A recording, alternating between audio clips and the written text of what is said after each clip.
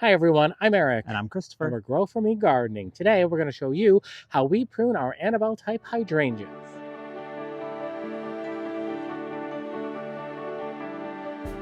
Well, welcome back. Today we are talking about Annabelle hydrangeas or arborescens hydrangeas. In our last video, you might remember we talked about panicles, which we have lots of in the garden. That was quite a chore getting those all pruned up for you. But now we're going to be talking about Annabelle hydrangeas. These are also a hydrangea that's going to bloom on new wood for you. And that means that you don't have to worry so much about your pruning. You don't have to worry so much about dieback or deer pressure or any of those things. As you can see, these stems got a little bit beat up in this winter. And so today we're going to go ahead and get these pruned up for you, some that are more established and some that are newly planted. So, Christopher and I have over 140, verging on over 150 hydrangeas in our garden. And last video, we spent a lot of time talking about pruning panicle and the 3-bud method. And we kind of started with young, fresh plants and worked our way to our more established ones. And we'd like to do the same thing for you in this video with our Annabelle or smoothleaf type hydrangeas. This is a very recently installed hydrangea room. As you can see, these are very young shrubs. The shrubs along the back are Invincible Sublime and Invincible Lace. Those, believe it or not, were 1-gallon shrubs when we planted them in the fall. And the ones in the front are Incredible Blush and Incredible White. And there's a smattering of Invincible Ruby closest to Christopher. Now, if you look at these, they look maybe a little bit intimidating as to what to cut. But Annabelle's, you can't go wrong. They bloom on new wood, so anything that is growing this year is what's going to put out the buds. You can see that we are starting to swell. This one is probably an incredible One of them. It's blush or white. Right? Because I know that's an incredible white. So this is an incredible blush. Probably. we'll have to either review a video or wait until spring. But come on up close, Christopher. And again, just like panicles, we're going to want to go in and look for anything that is dead or diseased or damaged. And this right here, I can tell kind of just by the color of it being white. Looks kind of dried out and crunchy. Yeah, but it's not all the way dead. There was a little green at the bottom, but it was getting there. So with Annabelles, there's not as much like off branching when they're younger as there are with panicles. So really, I'm going to come through, cut above a set of leaves. And I'm going to cut them all about the same height. And it really is that simple.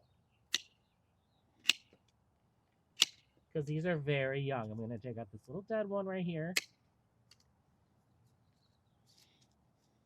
Anything that's touching, nothing's touching on this one. So really it's just opening it up a little bit. Yeah, I'm just going to open it up. This is questionable, but I'm not going to worry about it. This whole thing right here, maybe I'll take. Yeah, that was. But it's going to put a lot of new growth out from the base as well, because these kind of spread. What do you mean by spread? Well, not by runners or anything, but the shrub is going to get wider at the base and start. Oh, like it thickens up. Yeah, it thickens up. I just kind of hate that one overall, so I'm taking it out.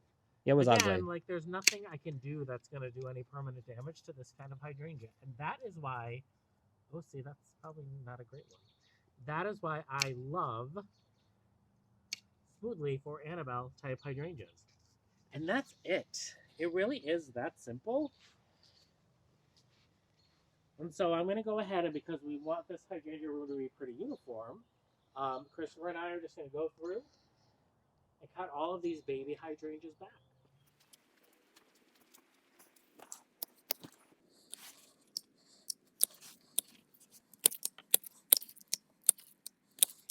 So this is our last hydrangea of the hydrangea room, and you can see there's already some nice branching happening.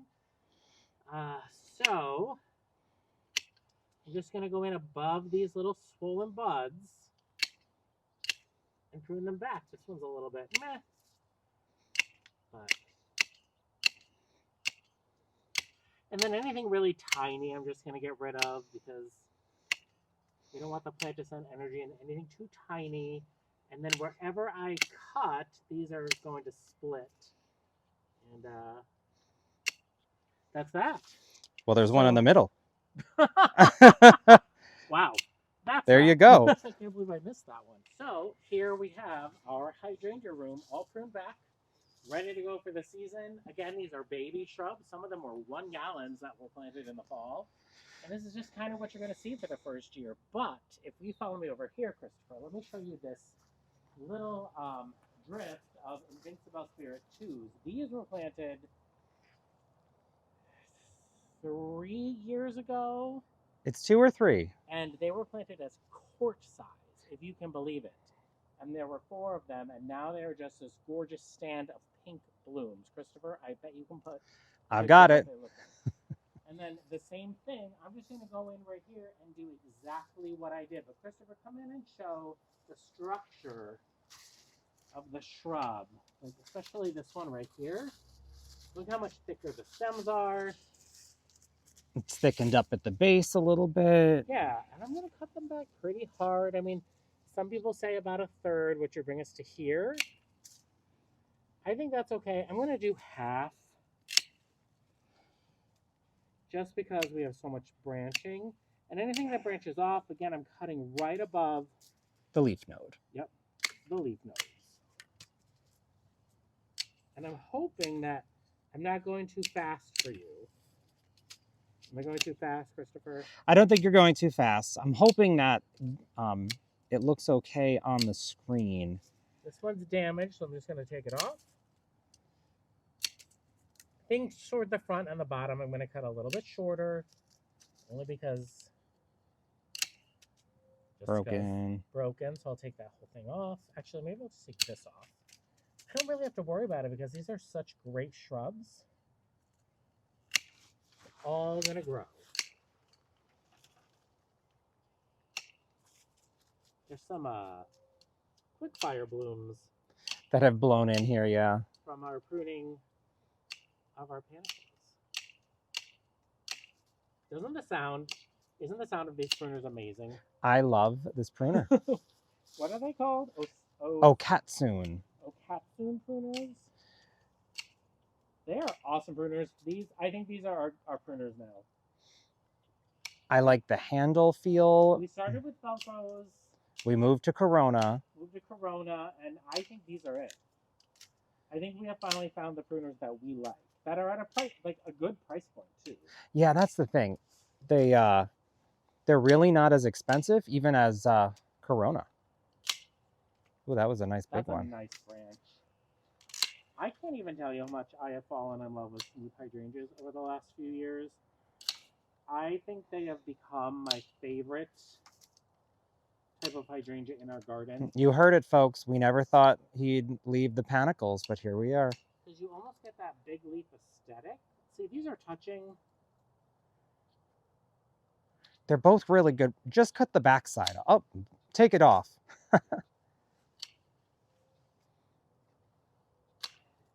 Look at that. This is a healthy plant. Invincible Spirit 2s are hard to find in our area, but these have done incredibly well for us. So I don't know why they're not easier to find, because they're such an amazing shrub.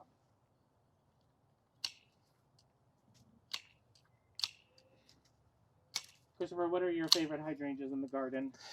Well, you know, I am a Pinky Winky fan. I will always love my Pinky Winky. He's a Pinky Winky pusher. I am the Pinky Winky pusher. I really enjoy it. But Are you looking forward to the Pinky Winky Prime that's coming?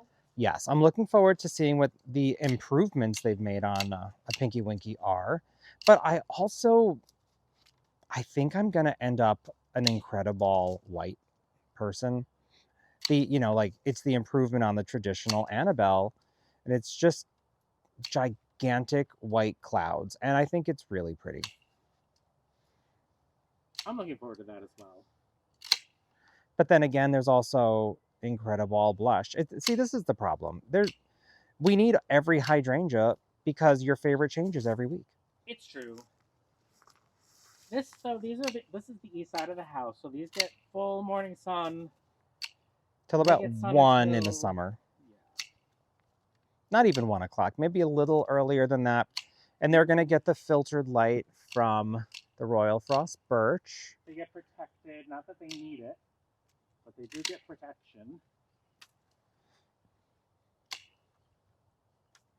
I will say, though, that if you are looking for a pink hydrangea that blooms pink and it does not fade to like that bisque color, it fades to like a light pretty green, this is the way to go. This is Invincible Spirit 2. And I think that's kind of what Invincible Spirit did. Invincible Spirit 1, I think, faded to like a bisque. Oh, like that kind of tawny nougat color. Yeah, like beige. Might be a good time to mention that there are other kinds of hydrangeas out there that you just don't prune. Oh, yeah. Let me walk over here while he's finishing that up. Here you can see the Gatsby pink oak leaf hydrangea shaping itself nicely. That does not get pruned. You'll lose your buds, and nobody wants that. Would you agree with me in saying that when in doubt, don't prune your hydrangea? Yes. When in doubt, don't prune your hydrangea, or at least wait until you find a resource to know if you should or not cut your hydrangea. Yeah, I mean, the thing that I think people underestimate is the value of their local garden center. Yeah. And the people that work at your local garden center are usually gardeners. Mm-hmm. And so if you take a picture of your shrub or your hydrangea and you bring it to them, they can tell you what it is and what to do with it, or not do with it. How's that look? This looks great. Did you notice I pruned this juniper? Yes, Eric went to town and he shaped this up. It had a nice central leader happening. As you can see, it hadn't filled in so much in that middle section. I kind of like it, though. I do too. I don't know what the shape would be called, but it's great. I feel like it's Oompa Loompa shape. Yeah. Or something like that. Or like, I don't know. I like it. Now, I do need to say that, proven winners will say prune these by a third. Eric, can I just ask, your left heel, is it standing on a hellebore? It's standing on a hellebore leaf. So proven winners will say prune these by a third, which I think is a great guideline. I'm pruning them by a half. They'll be fine. And even though it's been in a couple of years, I wouldn't call these 100% established. They still need a little bit of time. No, this will be, I bet, by the end of this season, these will be a solid mess. Yeah. But these are probably our most established Annabelles besides our wee whites, which we're going to show you up front. All right, so here we are at the front of the house where we have 4 wee white hydrangeas. These are wonderful. They're planted in full sun. They are on drip irrigation, so they get a nice amount of water, but we do not experience a terrible amount of burning or damage in the hot summer days. We're going to take these also back by about half. This is a purple fountain grass that needs to be disposed of. But kind of the same thing. Christopher's just looking for a set of buds or nodes. Little nodes. Boop. And then just going around. I think, honestly, that if we took the hedge trimmers and we just electric zest these 6 inches from the ground, they'd be fine. I think you're right, but I also would like to... But since these are like our statement by the front door. Yeah, we want to make sure they're in tip-top shape. So, do you mind if I put the camera down and join you? Absolutely, go for it.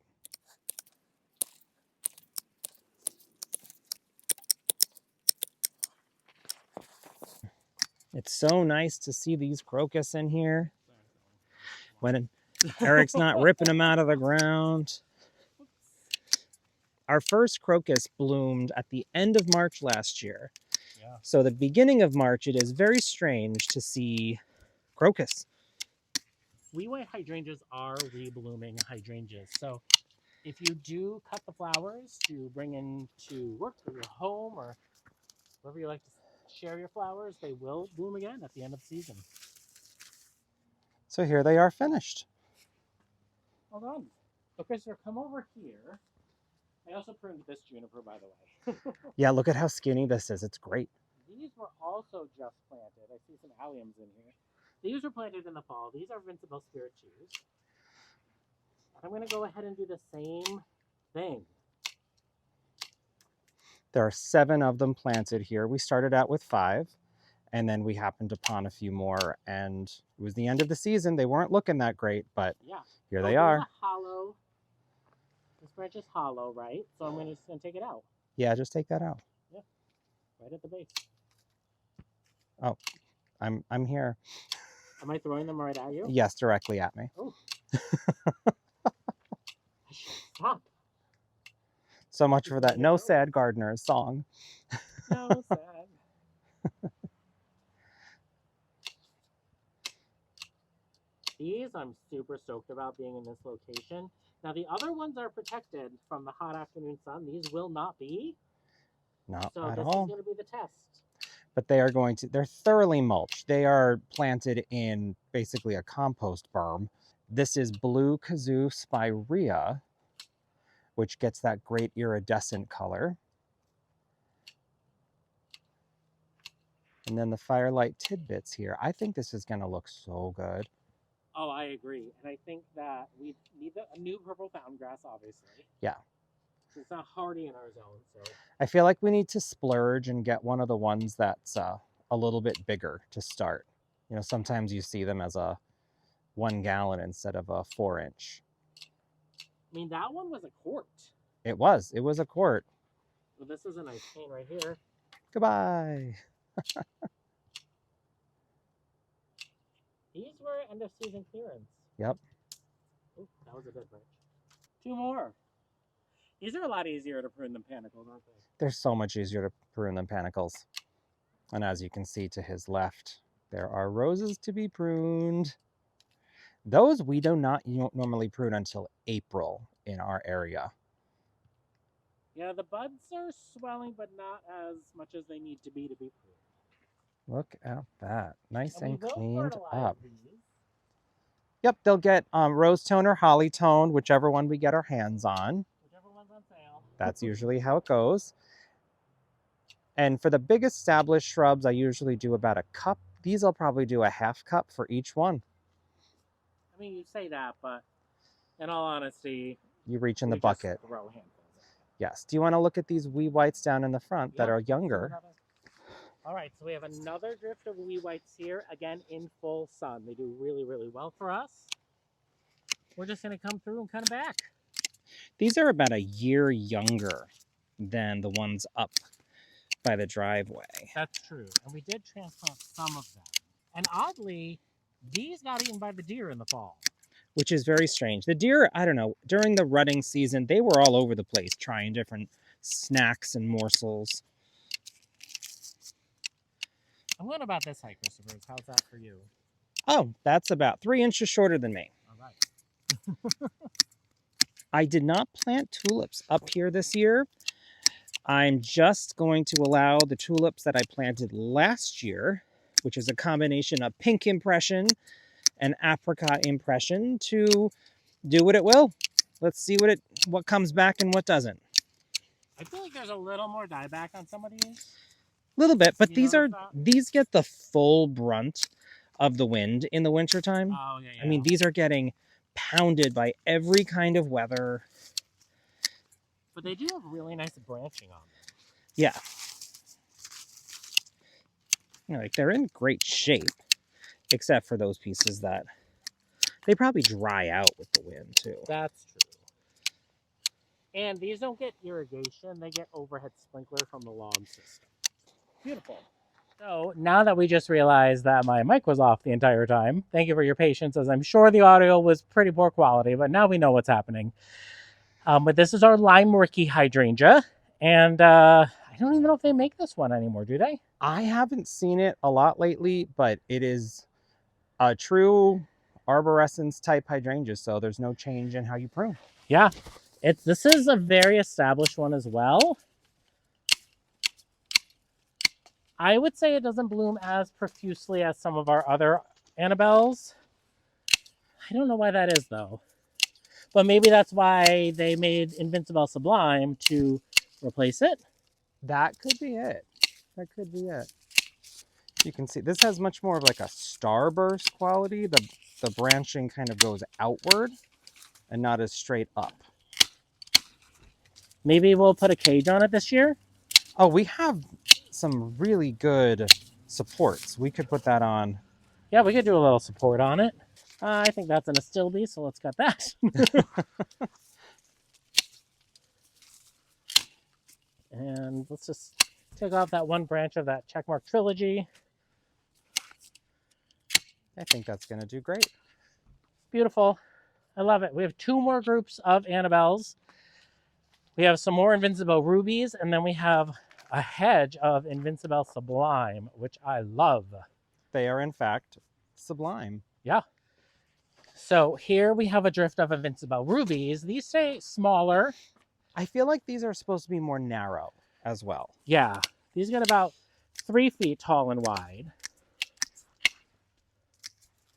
Much different growth habit on this type. I'm actually very excited to see how these do this year. Not only will they have drip, but there's also a lot of meadow rue right here that grows up behind them. So it's just going to be very lush in this area. Yeah, and these are babies too. These were courts the year before last. So if they grow like a pot size each year, these are like gallons or 2 gallons. I love them. Good? Yeah, perfect.